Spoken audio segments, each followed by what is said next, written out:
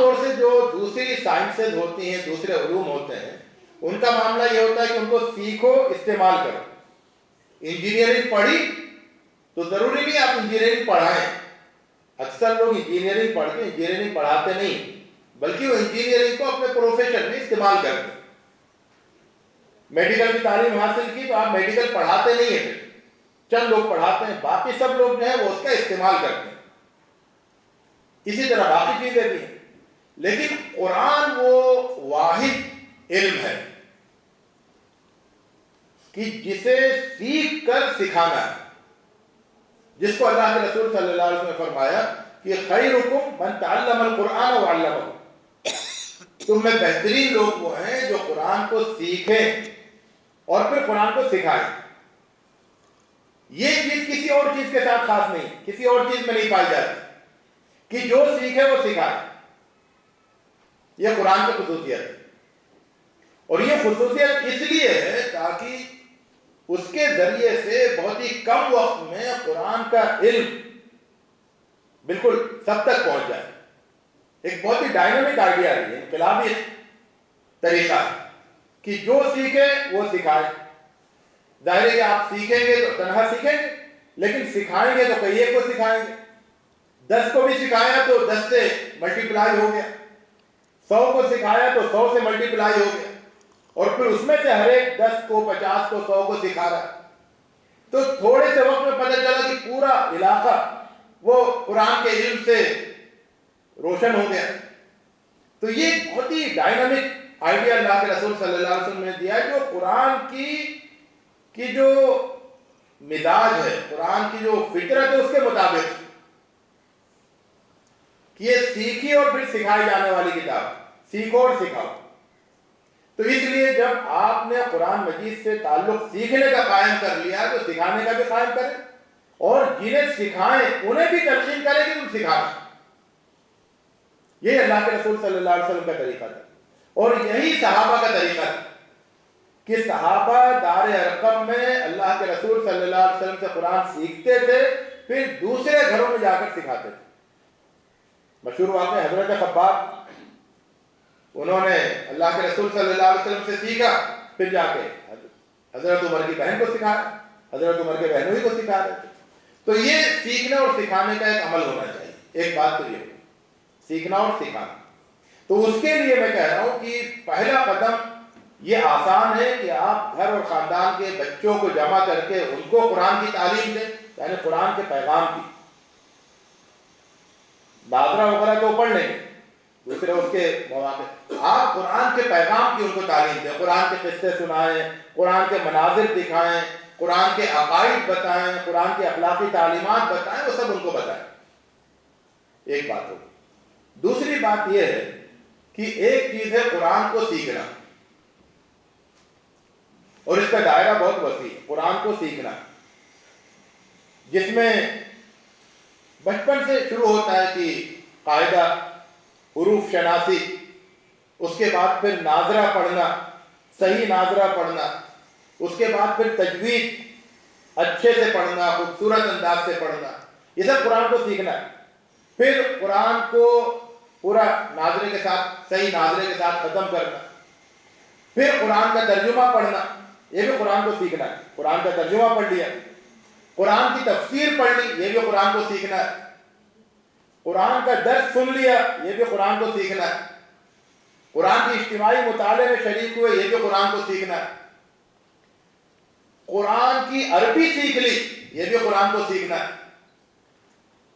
قرآن کی تعلیم کسی ادارے میں کئی سال کی تخصص کی تعلیم حاصل کر لی، یہ بھی قرآن کو سیکھنا ہے۔ یہ سب قرآن کو سیکھنا ہے، اور یہ سب کسی نہ کسی درجے میں مطلوب ہے۔ اور اس کے سلسلے میں ظاہر ہے کہ بڑی غفلت پائی جاتی ہے قرآن کو سیکھنے کے سلسلے میں، اور زیادہ تر قرآن کو سیکھنا جو ہے وہ حروف شناسی تک رہ گیا، یعنی بغیر سمجھے قرآن کو سیکھنے کا۔ لیکن جہاں سمجھ کا رول ہوتا ہے، انڈرسٹینڈنگ کا رول ہوتا ہے، وہاں قرآن کو سیکھنا وہ بہت کم ہے، اس کو ہم لوگ بڑھا رہے ہیں۔ یہ گویا کہ ہماری تحریک ہے۔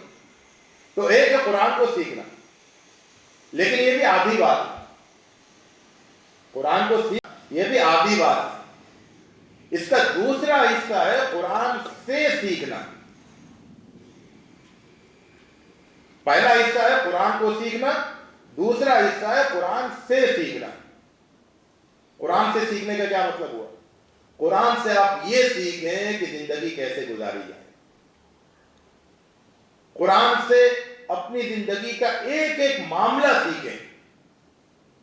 والدین کے ساتھ تعلقات کیسے ہوں، قرآن سے سیکھیں. اولاد کے ساتھ تعلقات کیسے ہوں، قرآن سے سیکھیں. اللہ کے ساتھ تعلق کیسے ہو، قرآن سے سیکھیں. پڑوسیوں کے تعلقات قرآن سے سیکھیں. رشتہ داروں سے تعلقات قرآن سے سیکھیں. یتیموں سے تعلقات قرآن سے سیکھیں. مال و دولت سے تعلق کس نوعیت کا ہو، قرآن سے سیکھیں. یہاں تک کہ دشمنوں سے تعلق کس طرح کا ہو، قرآن سے سیکھیں. ایک شوہر کیسے اچھا شوہر بنے، قرآن سے سیکھیں. ایک بیوی کیسے اچھی بیوی بنے، قرآن سے سیکھیں.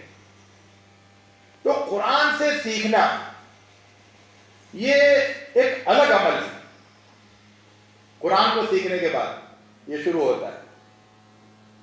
قرآن کو سیکھنے کے بعد پھر قرآن سے سیکھنے کا عمل شروع ہوتا ہے. اور اس سلسلے میں امت میں بہت زیادہ غفلت پائی جاتی ہے. ہم قرآن کو سیکھ لیتے ہیں، قرآن سے نہیں سیکھتے. حالانکہ قرآن جو ہے ایک ایک آیت میں ہمیں کچھ سکھاتا ہے.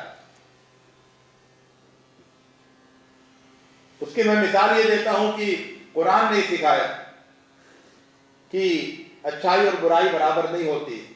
اگر کوئی تمہارے ساتھ برائی کرے تو اس کو احسن طریقے سے دفع کرو. وہ جو دشمن ہے وہ تمہارا دوست ہو جائے. تو دشمن کو دوست بنانے کا طریقہ قرآن نے سکھایا. آپ نے سیکھا اس سے؟ آپ نے سیکھ کر کتنے دشمنوں کو دوست بنایا قرآن کے طریقے کے مطابق، قرآن سے سیکھ کر. تو یہ ہے قرآن سے سیکھنے کا عمل.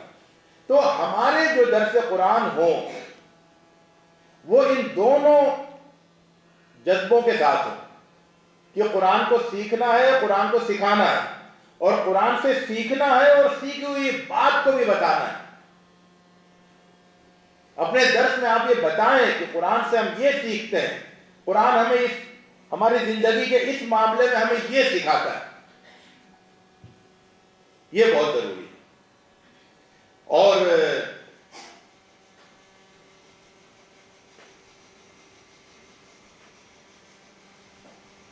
جو جیسے کہ یہاں پر 3 دن کا قرآن کے ایک ماحول کا، تو گھر میں کم سے کم 5% اس طرح کا ماحول ہے کہ آپ قرآن پر بات کریں، قرآن کی کسی آیت پر گفتگو کریں. کھانے کی مجلس میں بیٹھے ہوئے ہیں، کسی ایک آیت کے مفہوم پر گفتگو ہو جائے. عصر کے بعد جو ہے عصرانے میں چائے پر بیٹھے ہوئے ہیں دوستوں کے ساتھ، قرآن کی کسی آیت پر گفتگو ہو جائے. سفر کر رہے ہیں، لوگوں کے درمیان قرآن کی کچھ آیتوں پر بات ہو جائے. آپ جہاں بھی چلتے پھرتے اٹھتے بیٹھتے آپ کرتے نا، بہت سے موضوعات پر بات کرتے ہیں. تو ان میں سے ایک اہم موضوع جو ہے وہ قرآن کی بات ہے.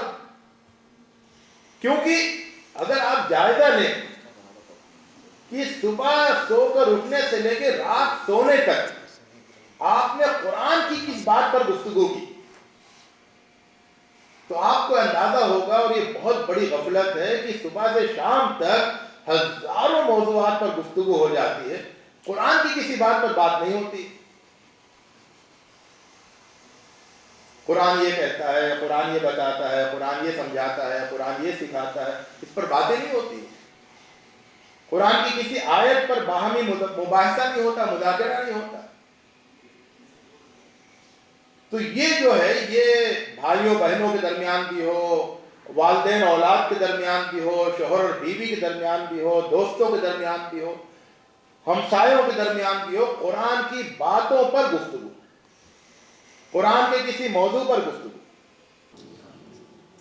اہل القرآن کون ہوتے ہیں جی؟ ایک تو اہل قرآن فرقہ ہے، اس کی بات نہیں کر رہا ہے نا. اہل القرآن جس کا ذکر حدیث میں آیا، اللہ کے رسول صلی اللہ علیہ وسلم کی طرف سے دیا ہوا خطاب، اعزاز، اہل القرآن. وہ یہ کہ اللہ کے رسول صلی اللہ علیہ وسلم نے ایک مرتبہ صحابہ سے پوچھا اتدرون من اہل اللہ وخاصتہ، کیا تم جانتے ہو کہ اللہ تعالیٰ کے خاص الخاص، بالکل اللہ تعالیٰ کے گھر والے جیسے، اللہ تعالیٰ کے کنبے والے جیسے کون ہوتے ہیں؟ جن کو اہل اللہ کہا جاتا ہے، جن کو خاصت اللہ کہا جاتا ہے، اللہ والے، اللہ کے خاص الخاص، اللہ کے کنبے والے، وہ کون ہوتے ہیں؟ تو صحابہ کے اندر اشتیاق پیدا ہوا، انہوں نے کہا بتائیے اللہ کے رسول صلی اللہ علیہ وسلم، بتائیے۔ تو اللہ کے رسول صلی اللہ علیہ وسلم نے فرمایا اہل القرآن ہم اہل اللہ وخاصتہ، قرآن والے، جو قرآن والے ہوتے ہیں وہ اللہ والے ہوتے ہیں، جو قرآن والے ہوتے ہیں وہ اللہ والے ہوتے ہیں۔ تو پھر قرآن والا بننے کے لیے کیا کرنا ہوگا؟ قرآن والا بننے کے لیے قرآن سے تعلق کی جتنی بھی قسمیں ہو سکتی ہیں، جتنی بھی صورتیں ہو سکتی ہیں، ان تمام شکلوں کو اختیار کرنا ہوگا۔ اور اس کے لیے اللہ کے رسول صلی اللہ علیہ وسلم کی سنت، اللہ کے رسول صلی اللہ علیہ وسلم کی سیرت ہمارے سامنے ہے کہ کس طرح سے اللہ کے رسول صلی اللہ علیہ وسلم قرآن والے تھے۔ یہ قرآن والا ہے نا کہ جب حضرت عائشہ سے پوچھا گیا کہ اللہ کے رسول کیسے تھے اور آپ کے اخلاق کیسے تھے، تو انہوں نے جواب دینے میں دیر نہیں لگائی، فوراً جواب دے دیا۔ جب اللہ کے رسول صلی اللہ علیہ وسلم کے بارے میں صحابہ سے یہ پوچھا جاتا تھا کہ آپ کا چہرہ کیسا تھا، تو ان کو جواب دینے میں بہت پریشانی ہوتی تھی، دقت پیش آتی تھی کہ کیسے بتائیں کہ چہرہ کیسا ہے۔ تو کہتے تھے کہ دیکھو وہ جو رات میں 14ویں رات کا چاند دیکھا ہے نا تم نے، فل مون، ویسے ہی تھا۔ پھر کہتے تھے کہ ویسا بھی نہیں، ہم نے آپ کے چہرے جیسی کوئی چیز دیکھی نہیں، ہم کیسے بتائیں کہ آپ کا چہرہ کیسا ہے؟ نہیں بتا پاتے، جواب نہیں دے پاتے۔ تو آپ کی صورت کیسی تھی اس کا جواب نہیں دے پاتے تھے صحابہ، لیکن جب یہ پوچھا گیا کہ آپ کی سیرت کیسی تھی، آپ کے اخلاق کیسے تھے، تو حضرت عائشہ نے ایک لمحے میں جواب دے دیا اور فرمایا کہ تم نے قرآن نہیں پڑھا؟ کان خلق القرآن، آپ کے اخلاق قرآن والے۔ تو اللہ کے رسول صلی اللہ علیہ وسلم کیسے تھے؟ قرآن پڑھ ویسے ہی تھے۔ یہ بہت زبردست کسوٹی ہے، بہت زبردست پیمانہ ہے کہ اپنے اندر قرآن والے اخلاق پیدا کرنے کی مسلسل کوشش کی جائے، جو یہ ہدف بنا لیا جائے کہ قرآن میرا معلم ہے اور میں اپنے اندر سے ہر وہ چیز کھرچ کے نکالتا رہوں گا جو قرآن نہیں دیکھنا چاہتا، ہر وہ چیز ڈالتا رہوں گا جو قرآن بتا رہا ہے۔ تو اس طرح سے کان خلق القرآن، تو اہل القرآن بننا ہے۔ اہل القرآن کا جو درس ہوگا اس کی تاثیر کا کوئی ٹھکانہ نہیں ہوگا۔ اہل القرآن کا جو درس ہوگا اس کی تاثیر کا کوئی ٹھکانہ نہیں ہوگا۔ وہ جو بات ابھی آئی ہمارے بھائیوں اور بہنوں کی طرف سے کہ قرآن پر عمل نہیں کر رہے ہیں، قرآن کا درس دے رہے ہیں، تو کیا اثر ہوگا اس درس میں؟ بات اثر بھی ہے نا، اثر کیسے ہوگا؟ لیکن جب قرآن پر عمل کرنے والا، قرآن کے اخلاق کو اپنے زندگی میں پیش کرنے والا اور قرآن کے ہر اشارے کے سامنے سر جھکا لینے والا، وہ جب درس دے گا اور وہ جب یہ بتائے گا کہ قرآن یہ کہہ رہا ہے، یہ کہہ رہا ہے، یہ کہہ رہا ہے، تو پھر سننے والوں پر واقعی اس کا اثر ہوگا، حقیقی اثر ہوگا۔ تو اس لیے اہل القرآن کیسے ہوتے ہیں، وہ آپ کا ہدف ہونا چاہیے کہ اللہ والے بننے کے لیے قرآن والے بننا ضروری ہے۔ اللہ تعالی ہم سب کو توفیق دے۔